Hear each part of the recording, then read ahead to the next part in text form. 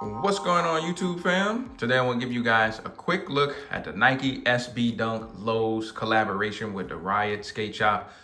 Before I get into the video, go over the kicks. If you're new to my channel, first time stumbling across one of my videos, welcome. Thanks for dropping by. But listen, while I have you here, do me a huge favor. Hit the subscribe button, click that notification bell.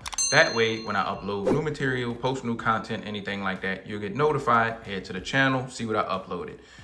If you are on social media, Instagram, Twitter, X, whatever we call it, really any of the platforms nowadays, you enjoy photos of sneakers, outfit ideas with sneakers, anything related to kicks, honestly, give me a follow. You can find me. I am at iAMTMCII. And lastly, while you're watching the video or after it's over, and you enjoyed it, hit the thumbs up. That really goes a long way. That's an indicator. It shows me that you enjoy my content, and it just motivate me to keep wanting to record videos, and it also kind of feed that YouTube algorithm. So if you enjoy it, hit the thumbs up. All right, now that the intro is out of the way, let's dive into the review. So like I mentioned, these are your Nike SBs. This is a collaboration with Riot Skateshop. For those who don't know, Riot is a skate shop out in Bordeaux, France, and they collaborated with Nike SB, and they have their own SB this year. The inspiration behind this is like the making of wine, because, you know, in the France, the hillsides and all that stuff, they're known for like some of the really historic and really good wines. So that's kind of some of the inspiration for this shoe. And what I'm gonna do is I'm gonna go over like the materials used. I'll go over quality control, and at the end of the video, I'm gonna take them off of here, lace them up, put them on feet, we'll go over sizing and comfort and all that good stuff. So just kick it with me, and I got you guys pretty much covered for everything you need to know about the shoes. Okay, so coming to like the actual toe, you have a nice grain of suede. You can see it's nice and buttery. It have that stroke, past the stroke test. You know, you swipe your finger on it, it changes color. So the suede on here is a nice buttery suede, and then on the actual toe box, it has like a more of a, it has a suede on here, but it's just not as buttery as like the mud guard around here. So it's still like a suede type feel on the toe. But like I said, it's just not as plush and as buttery. Coming up to here, you have like these like burgundy Bordeaux color laces, and you do have some other laces, and I'll show you guys that in a second. And then coming to the actual tongue, that's a dog laying down. That's the Riot Skateshop, kind of like their mascot. So you have the Riot Skateshop, and you have the Bordeaux's Finest written on here for their logo.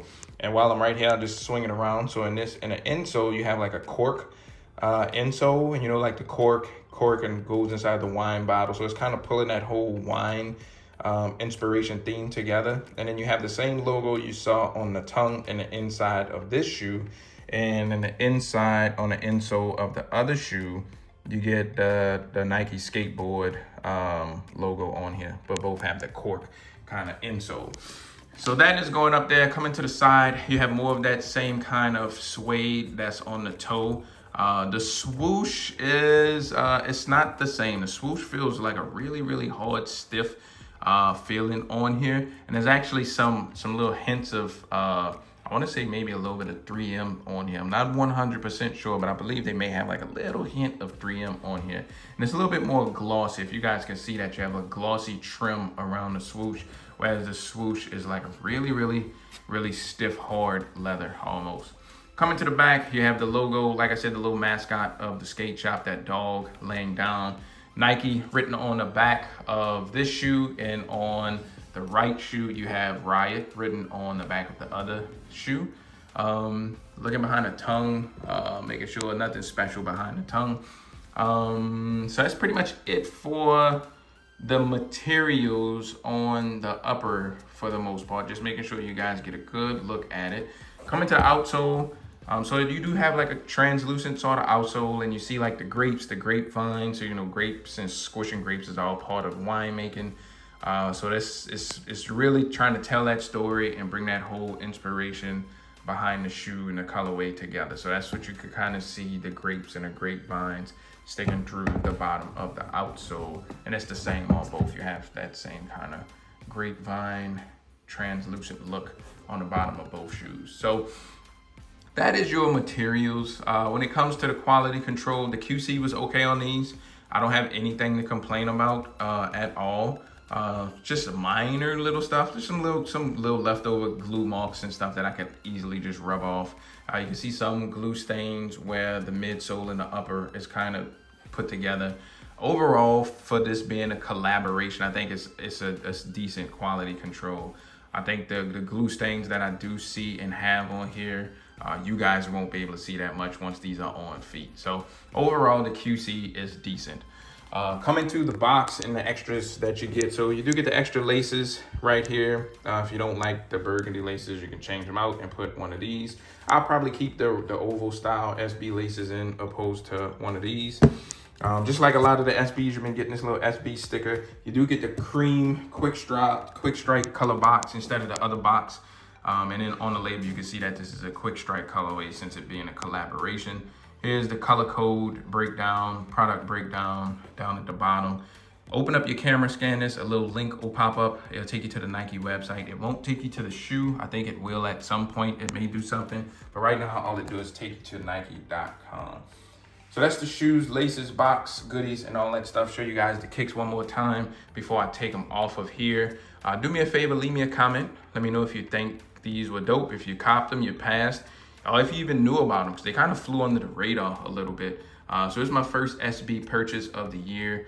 I'm sure I have more throughout the year, but I thought this colorway was dope. The collaboration with the shop, I think they nailed it, especially the whole inspiration with the wine and stuff. So let me know your thoughts on these. I usually reply to you guys, but I'm gonna wrap the video up here now. We're gonna lace them up, toss them on feet. Y'all hang tight.